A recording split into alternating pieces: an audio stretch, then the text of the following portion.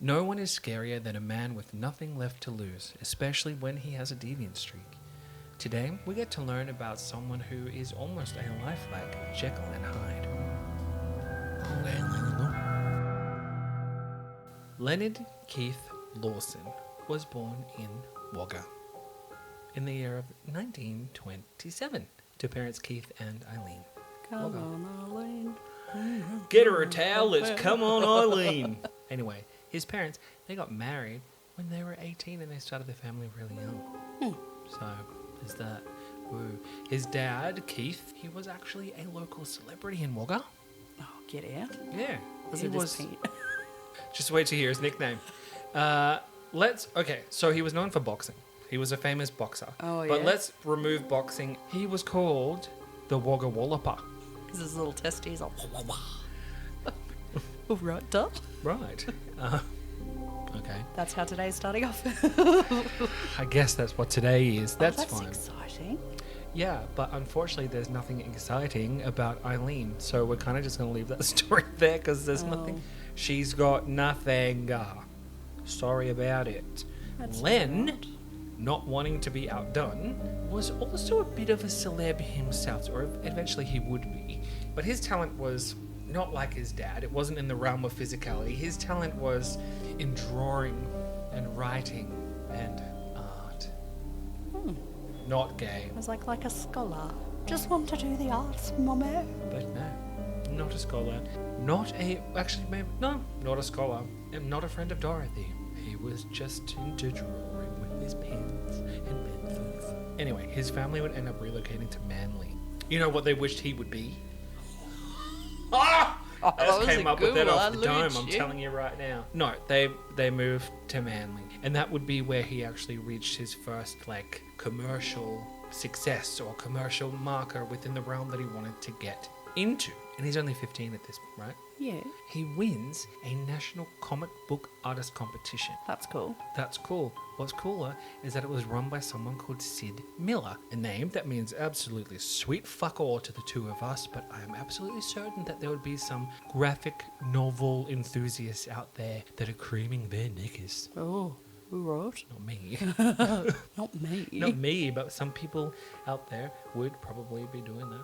But he could probably high-five me in the face with one of his creations and I still wouldn't even know who the fuck it was. Yeah. Anyway, I can say in all honesty that I didn't even think about what he did. I was like, he just won this thing. Normally, I'd be like, oh, I wonder what the comic was about. Yeah. Didn't care. She had zero fucks. Less. Because I didn't care. Yeah. I just was not interested in it. But because it's a podcast, you probably have a reasonable expectation of us telling you something, so I'm not going to. And it's hot. Yeah. Only I'm just kidding, I would say, because it's not really that much anyway. But it was basically just based on a war story set in the Pacific. How riveting. Anyway, 2 years later, there was a little ditty that was written about him in the local paper. Oh, a little fucking ditty-datty. Yeah, a little ditty-datty-doo, where they're like, oh, look at this kid. But it was literally only 18 words long, so it's not like it was much. Calm down, Mariah. And a good co-host, whatever, would have written down what the thing was. I looked at it. Yeah, she'll be right. So all you're going to get is blah, blah, blah, something, something, comic artist. It was something to do with that. Again, 18 words. I've been in the paper before when I was in the Young New Zealanders, and I had photo and a whole article. So look out. Fuck on that, Len. Fuck off, Len. Yeah, Len. By February 1945, he published his first full-length comic, which he titled Peter Fury. And it's funny because I've read this one article where they must have had a typo and it was written Peter Jury. And I was like going with that for the longest time till I read other articles and they all said Peter Fury. And I'm like, I'll go with Fury because that sounds better. And the Fury.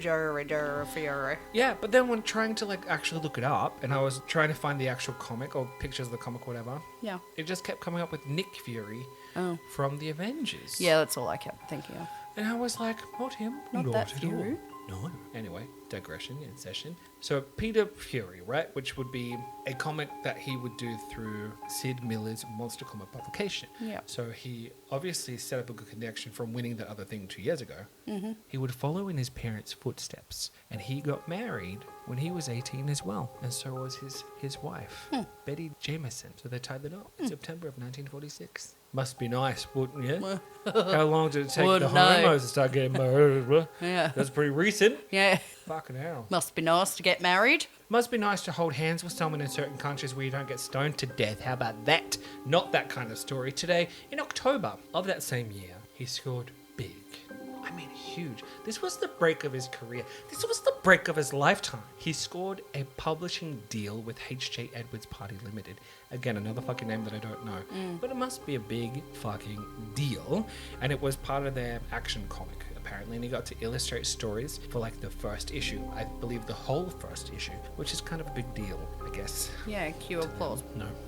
Hold applause. He obviously did well because he's invited back to do it again for like the second issue or series. He did some illustrations for like the next one that came out too. And this is actually how his career really took off because he created a character. I don't know if you've ever heard of this character before. I hadn't. The Lone Ranger.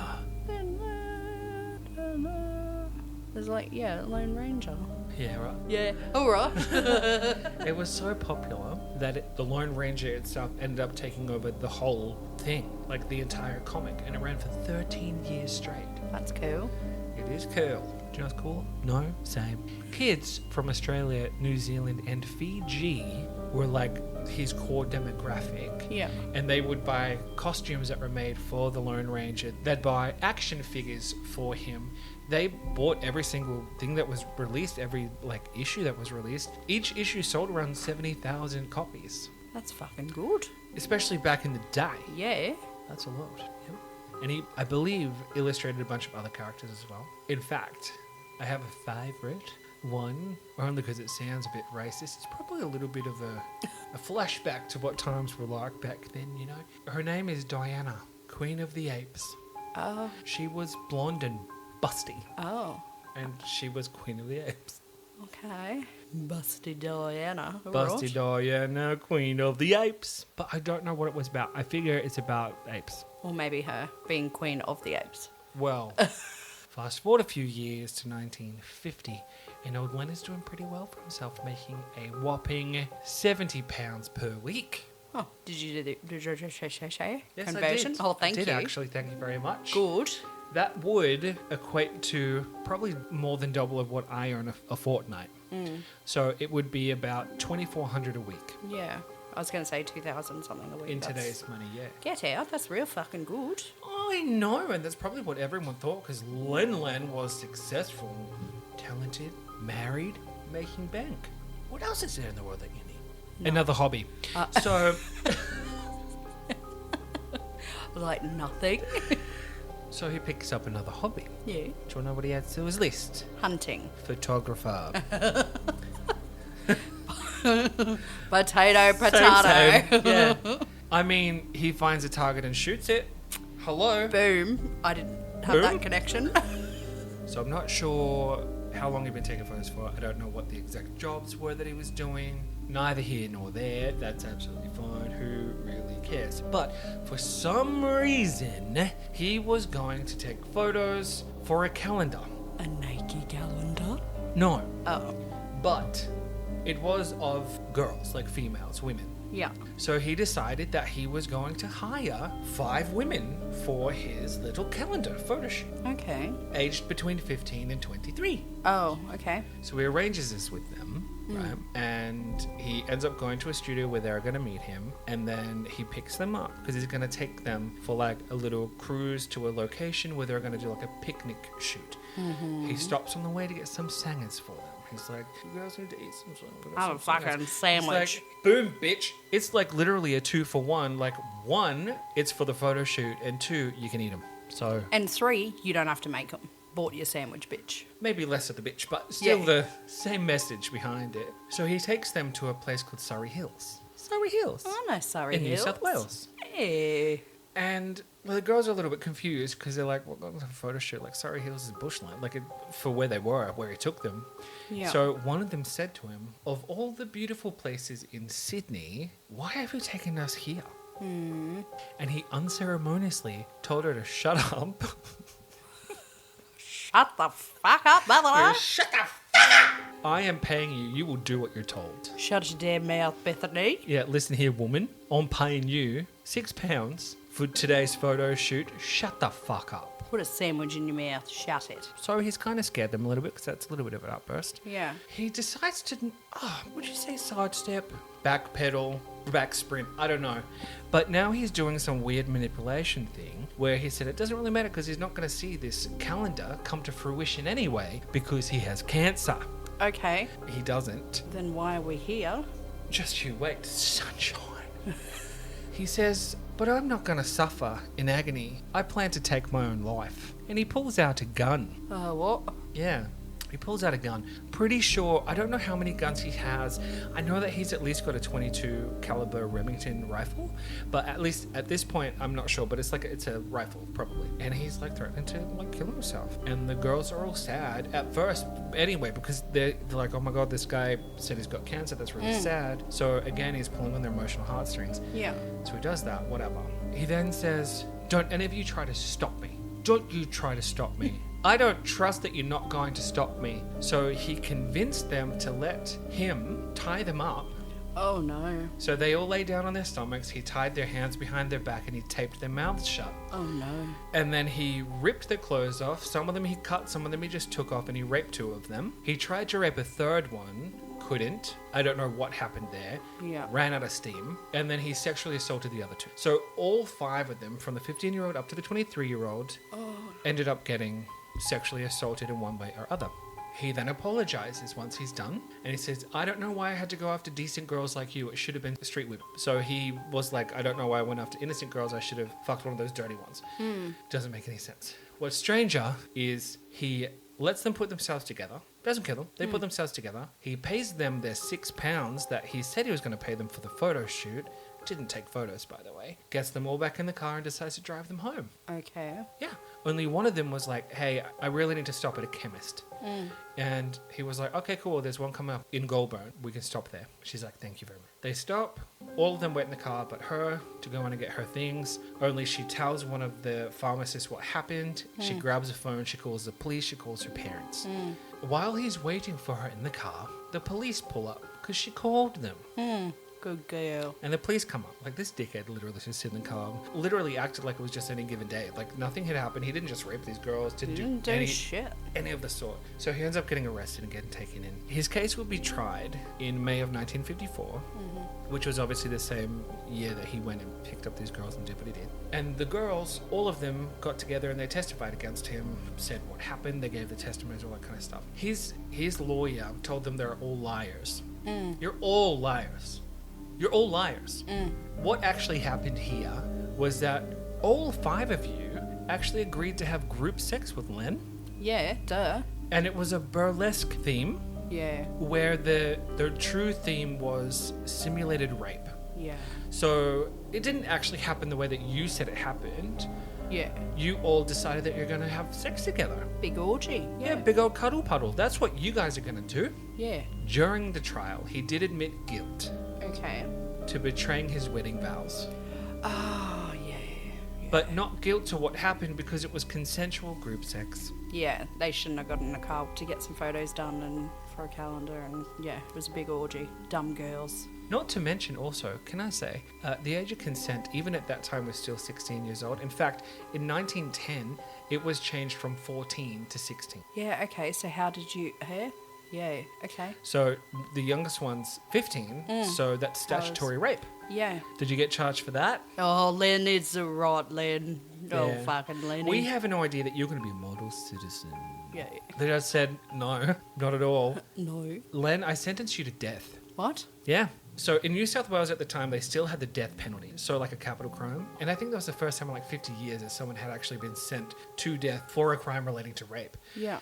But the judge knew that in that kind of situation, the government actually step in and override what the judge had said. Yeah. And they're like, well, we don't actually think that that's appropriate. You should commute this just to an actual sentence for time in prison. Yeah. But the judge also went on the record to be like, I vehemently rule against the government changing this. I want him to die. Yeah, he's a monster. The government say, well, too bad, we're giving him 14 years. Yeah. Only he was a model citizen. And he found God. He found God in a hopeless place. Yeah, of course he did. In that dark cell, late one night, God just appeared to him. No, Jesus. Or That's a saint. And said, you're cured. Spread the word. Yeah. So they let him out after 7 years. Oh, yeah. You wouldn't do it any other way, would you, doll? No, in fact, I think they waited too long. Yeah. They should have just been like, oh, go on, Len. Yeah, it's just 5 girls. It's all right. Off you go, on. mate. Yeah, off you go. Fucking hell, come on. Yeah, after his wife, Betty, heard what had happened, she was like, see ya. And she moved off to Queensland and lived happily ever after. Good. She never looked back. She never spoke to him again. Good. Took the Which- kids. Is what they didn't have children. Yeah, that's right. That's why she didn't take them. Yep. Yeah, that. Yeah. That's what you do, hey? You fuck off to Queensland when you've done something wrong. When your partner's done something wrong. Yeah. When you've done something wrong, you fuck off to Sydney. Yeah. Yeah. It's the other way around. Yeah. He's out now. And he gets a little apartment and he buys himself a car with the money that his mummy left him. And one evening he decides that he's just going to drive down to Mossvale because there's the Church of England grammar school for girls. And he just moseys on in, sees Miss Turnbull, she's the headmistress, and he says, hey, oi. She's like, yes, my child.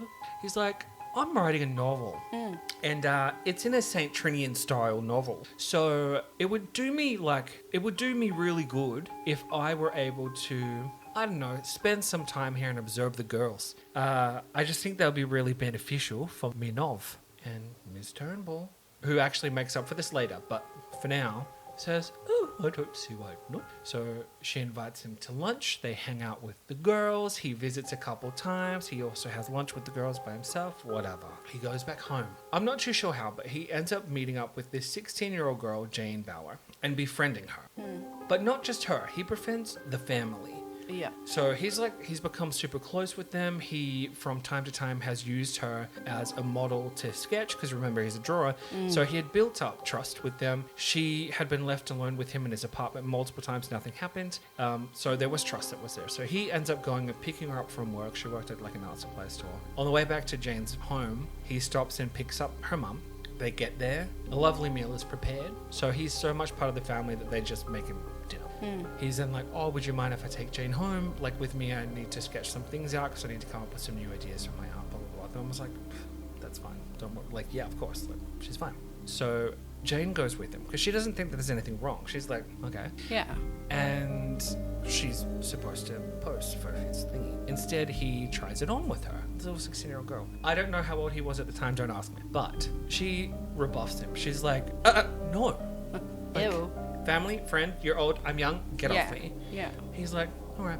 What Jane doesn't know is that before he met up with them that day, he had filled a sock with sand. I don't know where he got the sand from, but he had filled it with sand and then tied it. And while she sat in the seat where she was going to be sketched, because she still thought she was going to be sketched, he goes to the bedroom to get the sock. He comes back out and swings it as hard as he can at her head and knocks her out. Oh my god. Well, now she's unconscious, so he can technically do what he wanted to do this whole time, which is undress her and then rape her. So he's doing that, but she starts to come to. So he decides he's going to strangle her. Only he doesn't expect her to start fighting back. So he jams a hunting knife into her chest and she dies. Fuck. Molly. And then, once he's done doing whatever he's doing, it's not clear to me, it wasn't explained, not explicitly anyway, that he continued after she died. I don't know if he was referred to as a necrophiliac or anything, or a necrophile. But he got an eyebrow pencil, and he wrote on her corpse, God forgive me, Len. Yep. And he gets in his car at 9:30 in the evening, and then he drives off. Where the fuck are you going, Len? In the direction of Mossvale. And he pulls over somewhere and he decides that he's going to write a letter. So he addresses it to his mum and his dad, and he apologizes for what he's done in this letter. And he says that sometimes there's just this monster that takes over him that he has no control over, and this time it did so with a vengeance. That's not a quote, but that's just the feeling of the letter. Then he goes on to write that he's going to kill himself. Second time, might I add, that he's told someone he would do this. As you can imagine, back home, Jane's family are getting more and more concerned because their daughter has not been brought home. They can't get a hold of Len. They don't know what's happening. So they end up getting like one of their cousins to go to the house because I think he must have been closer than everyone else. So he's knocking and knocking and knocking and knocking, and no one is answering. Obviously because Len left and Jane's dead. So no one can actually answer. Yeah. He ends up going home and coming back at, I think it was like 10 to 8 the next day, and broke in. He didn't know what happened, no one could get hold of anyone. And he found her lifeless body. And the police obviously get called, and the police get told about it. So they're sitting there and they've decided that they're going to set up this statewide search. They're trying to cast the nets out to make sure they can catch him before he crosses like state lines. Yeah. Before they even get to start their engine, they get wind of where he is. Yeah. Because news travels really quickly. So this suicide note, where he proclaimed that he was wanting to kill himself, was not what he had wanted to do at all. And the reason he was heading to Moss Vale is because he was heading back to the Church of England grammar school. At 10 to 9 in the morning, he ends up walking into the chapel where 150 girls were learning. So he goes in there with a .22 caliber Remington rifle and strips of rope that he had cut, and he walks in there, and Ms. Turnbull asks him what he wants. What do you want? Because he's obviously got like a gun and stuff. And he basically explains that he wants to talk to 3 people. I was thinking, mum, dad, head of police, something like that, police chief, something like that. That he was going to be holding these girls hostage until 12 o'clock, so until noon. A specific time, I don't know, but he's also not a very trustworthy person. So whatever it was he said he was going to do, you can bet he had something else in mind. So obviously that happened. He had a handwritten note. I don't know if he wrote it beforehand or if he wrote it when he was there, but it was passed to like another one of the teachers, and it basically went on to say, be careful who you talk to about this, lives are at stake, and if you come within 100 feet of the school, I'm going to start shooting. So he's planning to start killing the girls, all that kind of stuff. I really think he's also just trying to set the scene for insanity for when he goes back in again, I think, to trial. Yeah. But he also mentions that he's killed already, that he has nothing to lose and everything to gain, because the penalty is going to be the same. You're going to prison for murder. Yeah. Like, you're already going there, so might as well make the most of it, Yeah. His words. He ends up tying the door up at the front, the only point of entry, I think, to the place. She had some questions herself. She asked him, why don't you shoot me? And why don't you shoot the other staff? We've lived our lives. Like, we've lived a majority of our lives. We don't have anything left that we need to achieve, but these girls haven't even lived yet. But she did put herself first. She wasn't like, shoot them or shoot me. She was like, shoot me. I'm an old lady. Like, shoot me. Yeah. So I thought that was like really sad. He allows Ms. Turnbull to go back to the front of the chapel and continue her lessons. So I don't know if this was like a Sunday school thing or if it was just like a school day or whatever, but they all end up singing hymns as loudly as they can to distract themselves because they're all scared, like there's a dude with a fucking rifle. Yeah. I don't know how she did this, and this won't make sense to you, but I feel like she must have rolled a nat 20 on sleight of hand, because she managed to somehow secretly write a note while she was standing at the pew. She was able to somehow make it over to the window and drop it out. I don't know how Ms. Turnbull did it. I don't know. Yeah. But the note was along the lines of, there's a man in here with guns, get the police, get as many police as you can. He's threatening to shoot the girl, or he's gonna shoot the girls. Yeah. So I don't know if that note, it didn't say anywhere, but if that note made it into someone's hands, or if it were from the information provided to the police earlier, but police start turning up. Yeah. Only they're well within 100 meters of the chapel, and he can see one of them out the window. And this is where it gets a bit Hollywood. And this is where Miss Turnbull makes up for the shit before. Yeah. He says, well, I guess I'm going to have to start shooting the girls now. She lunges at him and she grabs the fucking gun. And she's aiming it away from the girls, or trying as best as she could. The police are there and they're trying to get in, but they can't because he's sealed the fucking door with rope. Yeah. So they smash the window. He lets off 5 shots at this point, just going everywhere. All but one miss. Ms. Turnbull sees an opportunity because now there's a gap in the window frame where the window was smashed. She strong arms him to the window and leans the gun out the window so the cops can grab it and they snatch it from him. Fucking boss bitch, look at her go. She's probably past now, Yeah. but fuck me, she's so cool. What a good egg. Like, she's so cool. I was thinking when I get cats, one's probably going to be Turnbull. Yeah, I think. But then I think Malcolm Turnbull, and I'm like, oh, maybe not. I just thought that was fucking amazing. So the police end up coming in and, like, obviously apprehending him. Yeah. Ms. Turnbull suffered, like, severe burns to her hands from the gunpowder and stuff that went off. But she didn't let go of the gun when that happened because she was resolute on what she wanted. So she was like, you're not going to get my girls. Only one of the bullets hit a girl called Wendy square in the chest and it went through her heart. So when they found her, she was lying on the ground and she died in her friend's arms. Oh, that's a bit sad. Fuck. It's dirty. It makes me emotional thinking about it. Because, like, they're all just little. She was 15 at the time. That's so young. And her life's gone because of this dickhead. And also, before we move on, those 3 people that he wanted to talk to, not his mum, not his dad, not a cop. No, he actually wanted to talk to a nun that had visited him when he did his first stint in prison. He also wanted to talk to the reigning Miss Australia, Tanya Verstack, and an Olympic athlete called Marlene Matthews. I don't get it. He ends up getting interrogated, and again, he claims temporary insanity. He didn't claim that he is insane. He just said, I was insane. Yeah, It comes and goes, right? that's how it works. So he ended up being tried in 1961 for the murder of Jane Bauer. He was never convicted of a murder for Wendy.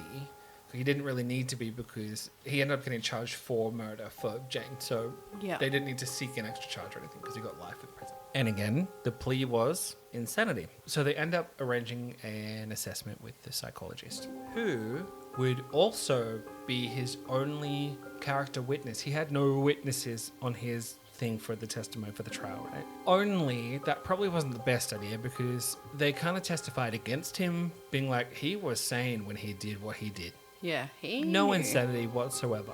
Fuck me. So he was found guilty, and like I said before, he was provided with a life sentence that he had to serve at the Parramatta Correctional Facility. But it was called the Parramatta Gaol beforehand. Yeah.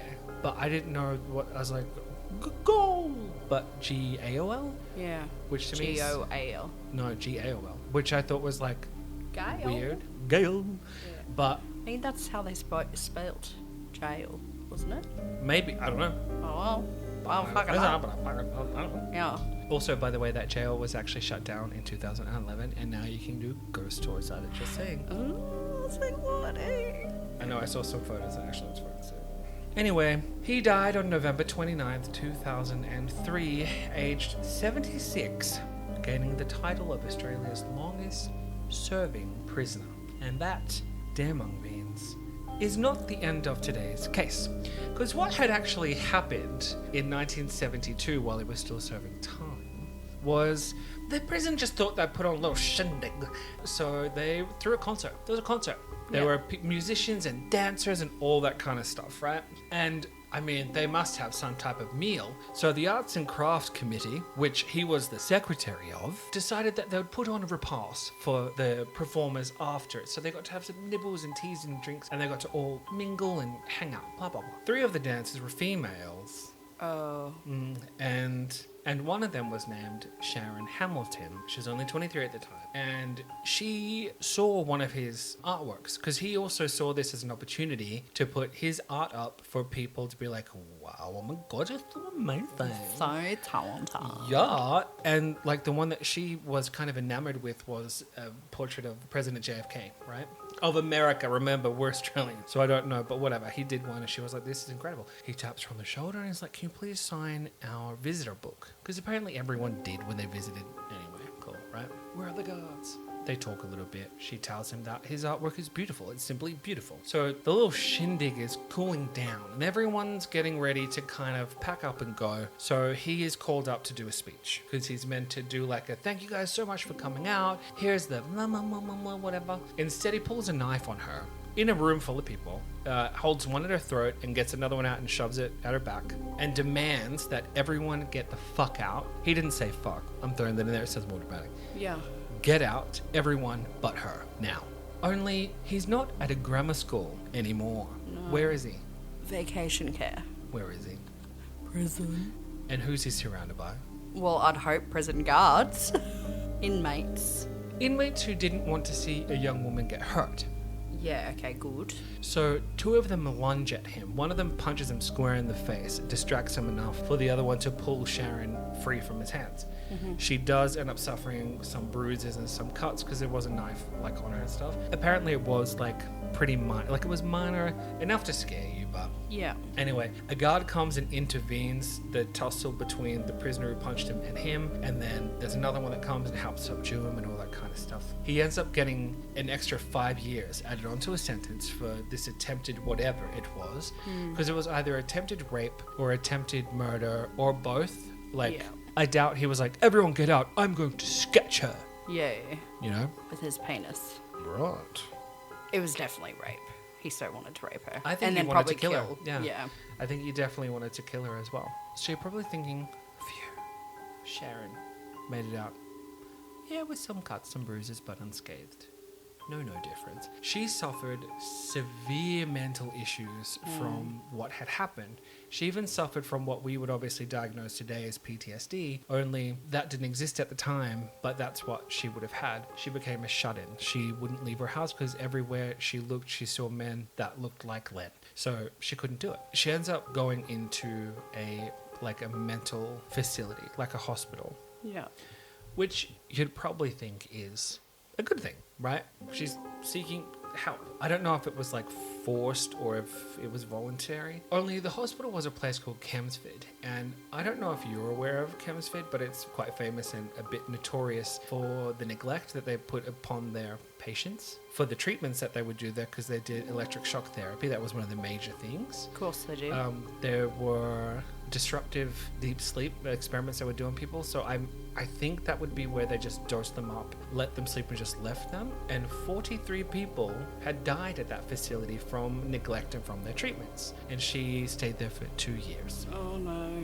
Poor thing. She made it out, ends up getting into a bad relationship with a doctor after the fact, a very unstable relationship. She gets awarded $100,000, and you're thinking, yay. And that was literally for what happened at the prison, because Yeah. where the fuck were the guards? Yeah. Why were they not watching? So they were being neglectful of their post, so the government paid her that money. So you think, okay, well, at least she's got $100,000 now. She ends up taking her own life. She's majorly depressed. Fucking trauma.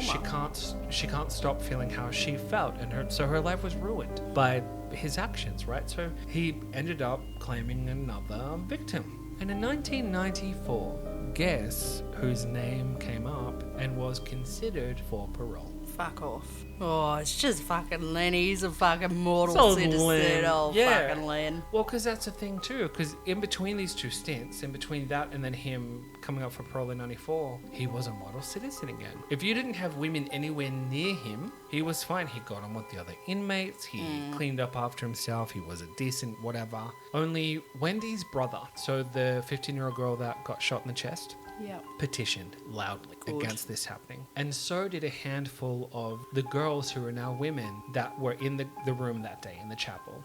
So Yeah. they came out, they also petitioned saying, you can't let him out. This is what happened. And the government actually listened, and they revoked his ability for parole ever. Good. Ever.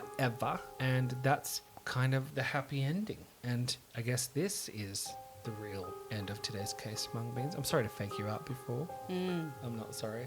I'm sorry, but I'm not. No, but I'm not, no. Oh, fuck me. How dumb do you have to be to go, okay, he raped 5 people, the judge said he wanted him killed. He got out, he killed a schoolgirl, held hostage, went to prison, tried to probably rape and kill someone in prison, but nah, he's alright, he's fucking chip off the old block, that Lenny. That's fucking cooked. I don't like that. Thanks for the heads up, because that did annoy me. Well, I told you it would. I was like, it's Yeah. not super graphic this time. I don't go into great detail about that Yeah. kind of stuff. But I was also like, it is a bit of an annoying The access to Yes. young girls. Yeah. No, thank you. frequent access to young girls, and especially someone. Here's the thing: if you and like that Parramatta Goal, that was a medium security prison. It wasn't like a light security prison or a heavy one, but it was one where they understood that there are bad people in there. So I don't understand how they could, one, allow this event to happen where they're mingling with people of the public, in any kind of way, shape, or form. Also, how did he smuggle 2 fucking knives through? Yeah. And why are you leaving women alone with someone who rapes and kills women? That's what I mean. He is a sex offender. Yeah, and where did you put those knives? Was one up his butt? Did he have a butt knife? Maybe it was in his prison purse. Yeah. Well, I guess it is what it is, because that happened. He's been dead for a long time, and no one has mourned his loss. I don't think anyone ever will. And if you, Mung Beans, have any cases that you'd like to suggest, you know we can do that by now, hopefully. If not, go to our linktree/One Time Mysteries, and you can follow us on all of our social media, and also click on Suggest a Case. Mary, that's for you, because you're asking me about it the other day, and I said fucking do it. And you didn't fucking do it, so fucking do it. Just do it, Mary. Yeah. And Kylie, this one is for you. I can't remember that person's name, but I did promise you a long time ago when he was causing you trouble that I'd call him a cunt. So whatever your name is, you're a cunt. Yeah, you fucking cunt. Exactly. That's from the 2 of us. All right. Bye. Bye.